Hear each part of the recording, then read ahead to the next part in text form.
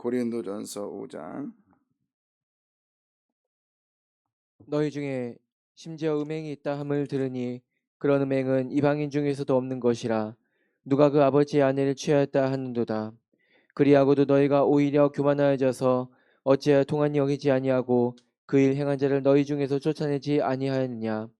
내가 실로 몸으로는 떠나 있으나 영으로는 함께 있어서 거기 있는 것 같이 이런 일 행한 자를 이미 판단하였노라.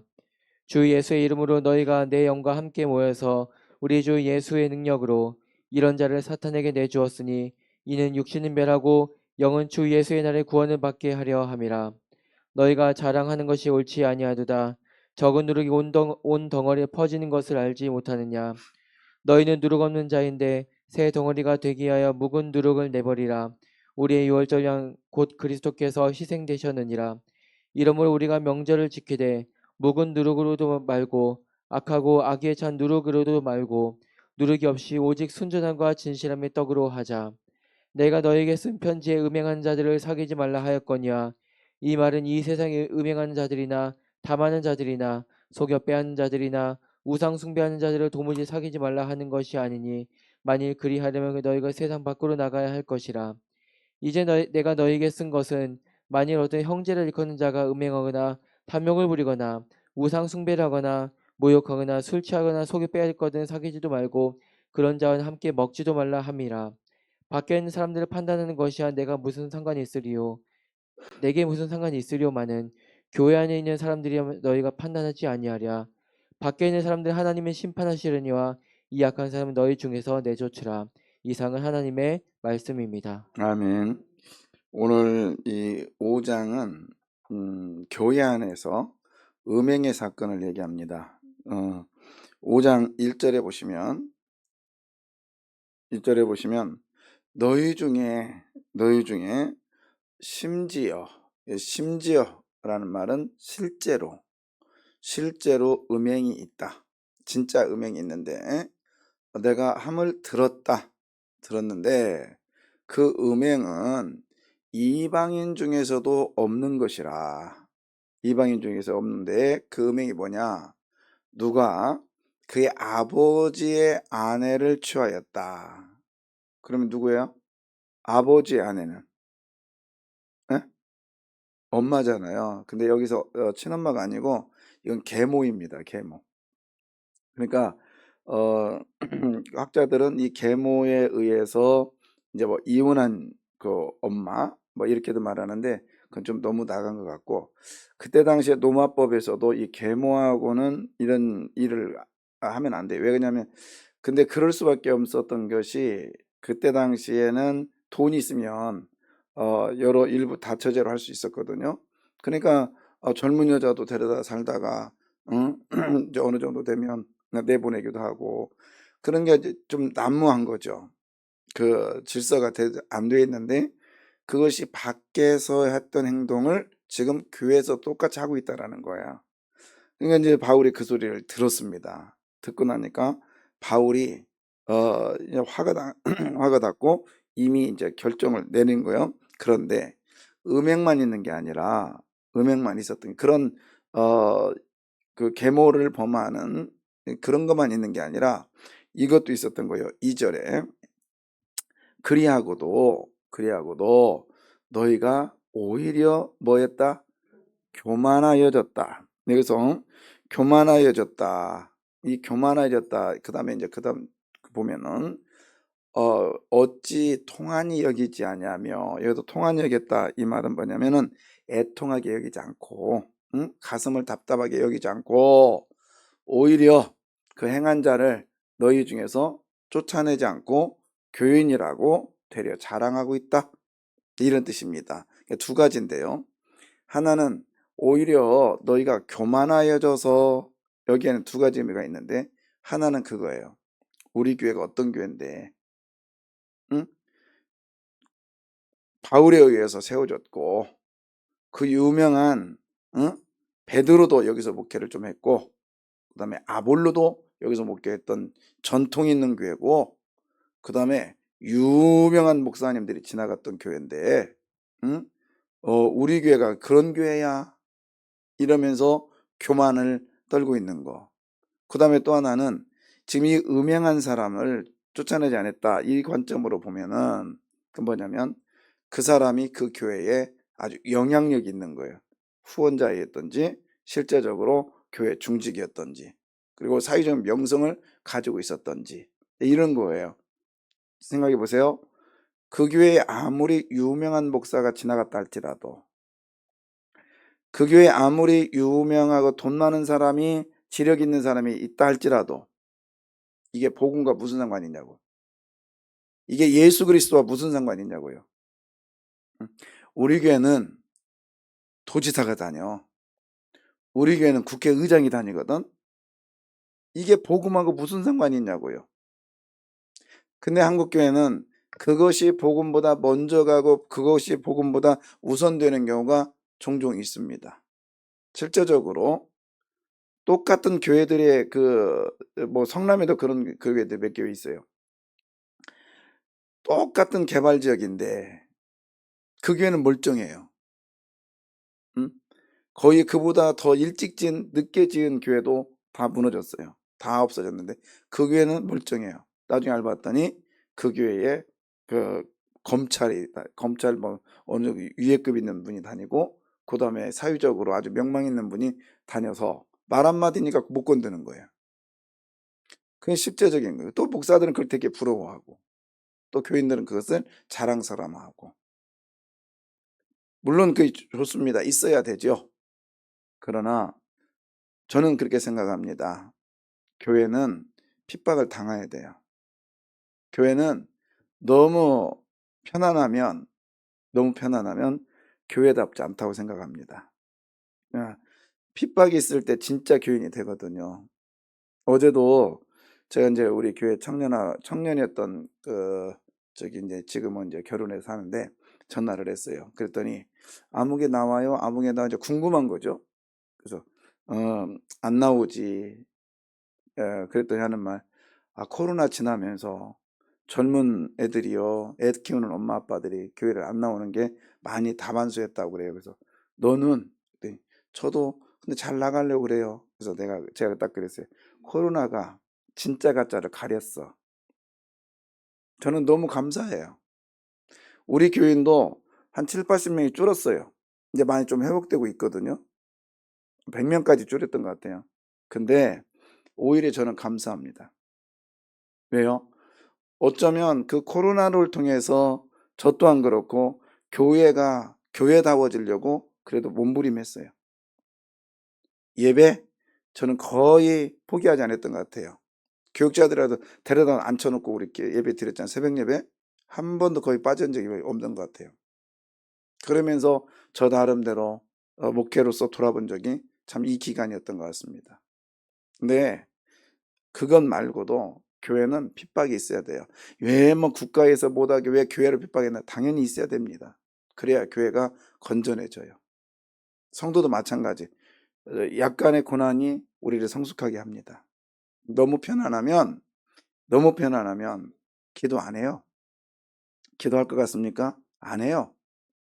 제 경험으로 보면. 너무 편안하면 말씀과 거리가 멀어요. 왜? 기도 안 해도 잘 살거든. 기도 안 해도 예배 참석 안 해도 내 멋대로 살아도 편안하거든. 그러나 여러분 우리는 복음으로 돌아와야 돼요. 예수 그리스도로 돌아와야 됩니다. 그래서 주님이 우선되는 사람이 돼야 돼요. 저는 우리 교회 나는 부자 되게 해달라고 기도 한 번도 안 해봤어요. 그리고 제가 제 자신이 부자 되게 해달라고 기도 한 번도 안 해봤어요. 돈 많이 달라고 기도도 안 해봤어요. 결혼한 첫날도 우리는 그렇게 기도했어요. 하나님 나에게 부하게도 말아주십시오. 너무 부하면 하나님을 없다고 교만해서 잊어버릴까 두렵습니다. 그렇다고 너무 가난하게도 말아주십시오. 물질 쫓아다니다 비굴하게 될까 두렵습니다. 없다가도 필요하면 있게 해주시고 있다가도 필요 없지 않으면 가져가 주십시오. 우리 교회도 마찬가지요. 부자 돼서 우리 교회가 돈이 많아서 이런 교회 원치 않습니다. 그냥 적당한 때에 적당하게 하나님 역사하시면 되는 거예요. 맞습니까? 예, 교만 떨림 합시다. 그리고 없어서 막 궁색 떨지 마요. 하나님이요, 다 때에 맞게 하나님 역사하세요. 믿습니까? 정확하게 역사하십니다. 주님만 믿고 나가십시다. 예, 하나님이 역사하실 거니까. 자, 3절. 바울은 떠나 있지만 그 교회, 고린도 교회에 대해서 이렇게 뭐랄까요, 하나다란 마음을 갖고 있는 거예요. 내가 실로 몸은 좀 떠나 있지만은 영으로는 어떻게 있는다? 함께 있다. 쉽게 말하면 우리가 서로 떨어져 있지만 우리가 성도라면 영으로는 함께 하기를 원합니다. 그래서 갑자기 생각날 때마다 기도해 주고, 응? 생각날 때마다 하나님 앞에 맡겨드리고, 뭐 이런 것들이 우리 안에 필요하다, 이런 생각이 들어요. 근데 그걸 또 생산될 필요는 없어.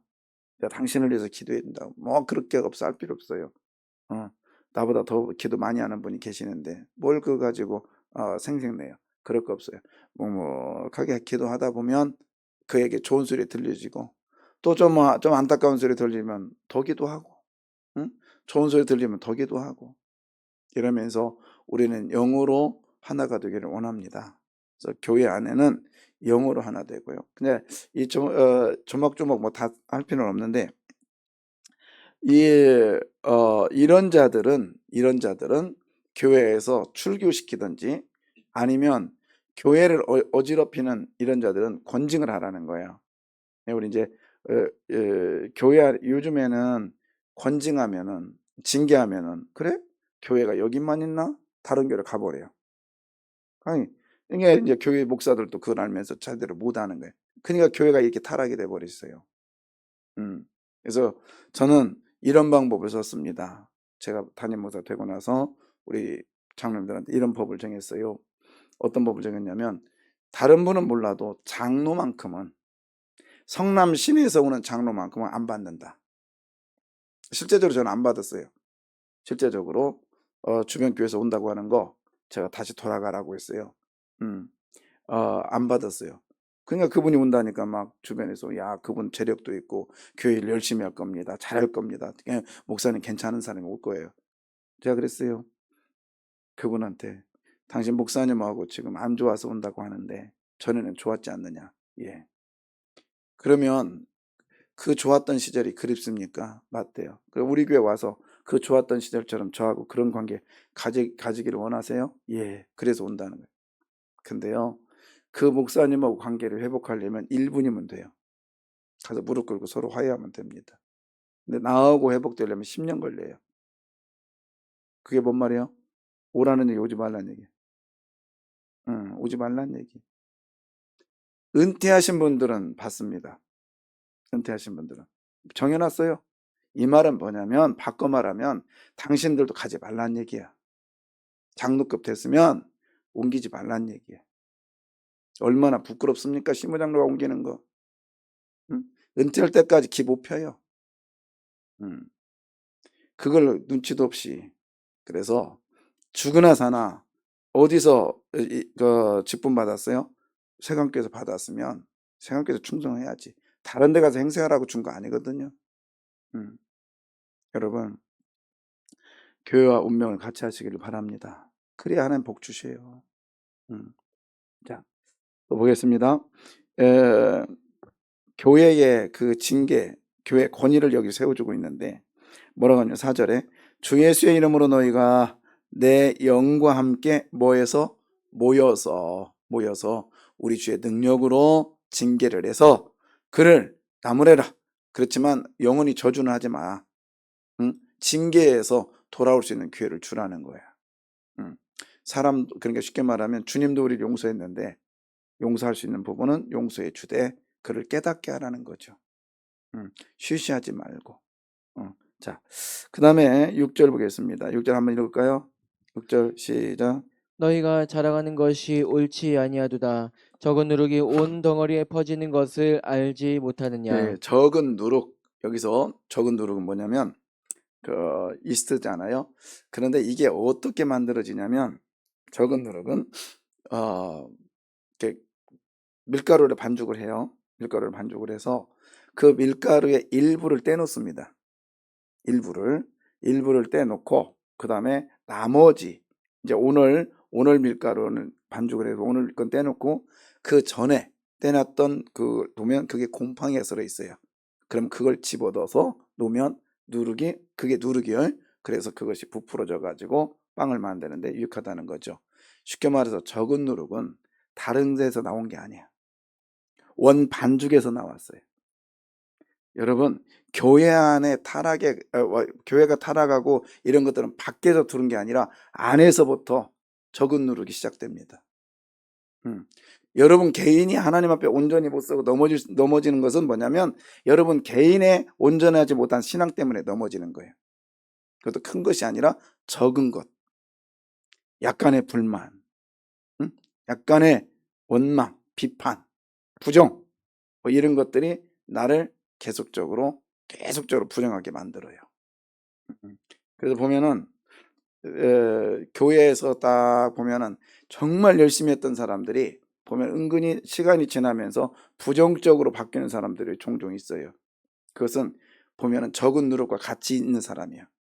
부정적인 사람과 같이 있다 보니까 똑같이 되더라고요. 근데 긍정적인 사람과 같이 있으면 똑같이 잘 안 돼. 좋게 변화되는 건 너무 어려워. 나쁘게 변화되는 건 너무 쉽습니다. 그래서 저는 웬만하면 교인들이 뭐 하자고 하면 제가 안 됩니다, 못 합니다, 웬만하면 안 해요. 그렇게 하세요. 제가 여러분 한번 저한테 목사님 이거 해야 되겠습니다, 안 됩니다, 그렇게 별로 해본 적이 없어요. 물론 안 한 건 아니지만 해본 적은 별로 없어요. 왜? 저한테 그 정도로 하고 그 정도로 말할 정도로 온다는 건 이미 엄청 생각을 했을 거고, 그리고 이거에 대해서 이것저것 많이 생각을 했을 거예요. 그렇기 때문에 그냥 용납을 해요. 용납을 하지만 부정적인 사람들 제가 용납을 하는데 왜? 뒷소리 안 들으려고. 왜요? 알거든요, 저도. 그걸 가지고 못하게 하면 울고 싶은데 뺨 때리는 얘기거든. 못하게 하면 더 난리칠 거니까. 제가 그걸 모르겠습니까? 근데 여러분 기억하십시오. 그것뿐만 아니에요. 여러분 개인도 적은 누룩을 조심하시기를 바라요. 그래서 이스라엘 사람들이 애굽에서 나올 때 유월절 양을 잡을 때요, 누룩을 제거합니다. 유월절을 지킬 때.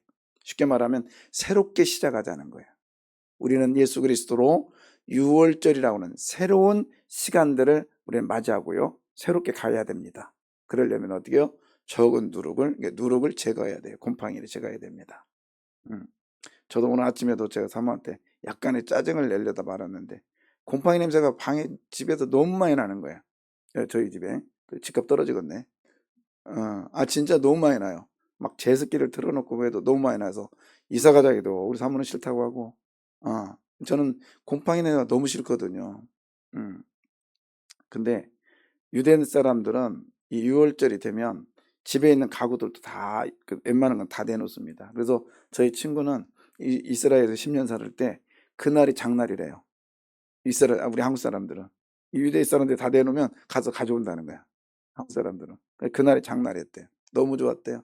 근데 유대 사람은 다 내놓고 그 다음에 또 그거를 또 이렇게 태우는 곳이 있어요. 근데 그걸 또 꼬맹이들이 아르바이트를 합니다. 지금 실제적으로 그런 형식적인 것도 있는데, 여튼 여러분, 저와 여러분 안에, 내 안에 온전치 못한 그 부정적인 누룩이 있다면 제거하시기를 바라요.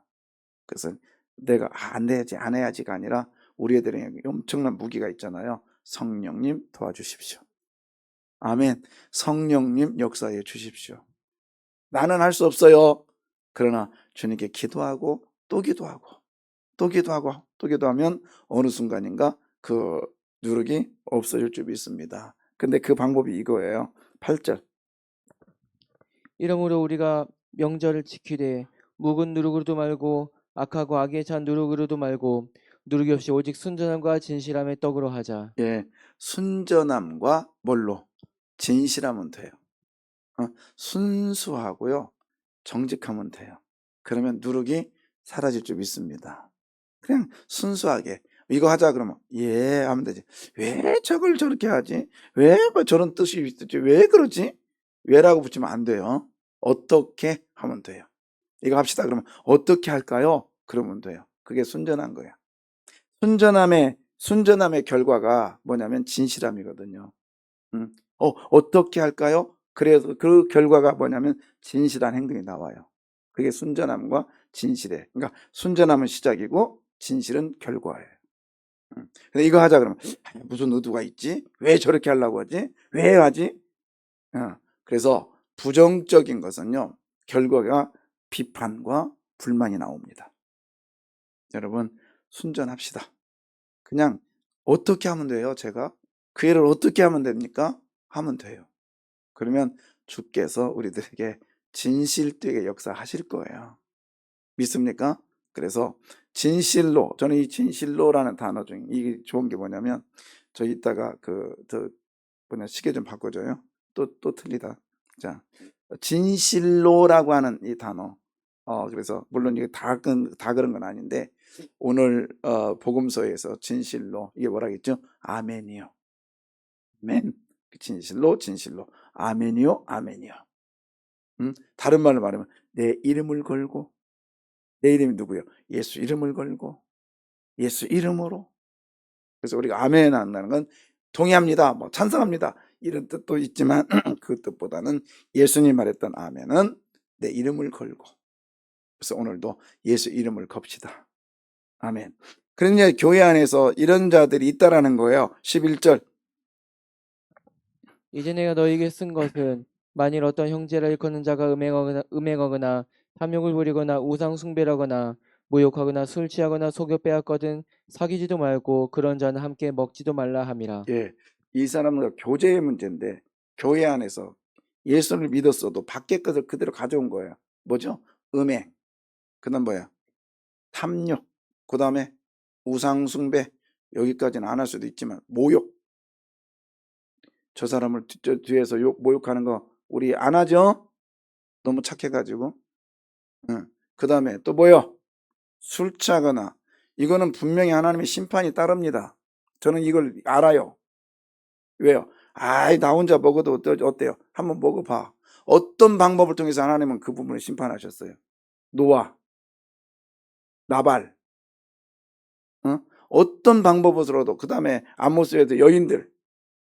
하나님은 술 취하지 말라고 한 이유가 있어요. 아이, 목사님, 나는 술 취해도요, 얼굴이 왜 멀쩡해요? 일단은 자기 이성이 흔들리면 술 취한 거예요. 예, 하지 말라고 하면 안 해야 됩니다. 안 하죠? 한 잔은 괜찮아? 음, 그 자체가 잘못된 거죠. 자체가. 예. 하지 말라고. 술이란 자체는 나를 흔들기 때문에 그러는 거예요. 우리 교인들은 그런 분이 있어요. 음. 없을 줄 믿는 게 아니라 있다고. 그래서 간혹 술 때문에 막 어떤 분이 술 때문에 저한테 상담한 적도 많거든요. 근데 괜찮아요. 근데 그래서 술 끊으라는 얘기는 안 해.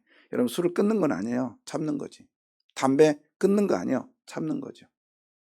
음. 예. 참는 거예요. 절대 못 끊어요. 내 안에 계속적으로 죄요? 끊는 거 아니에요. 참는 거예요. 예. 오늘도 참으십시다. 참으십시다. 그 길만이 살 길이요. 기도하겠습니다.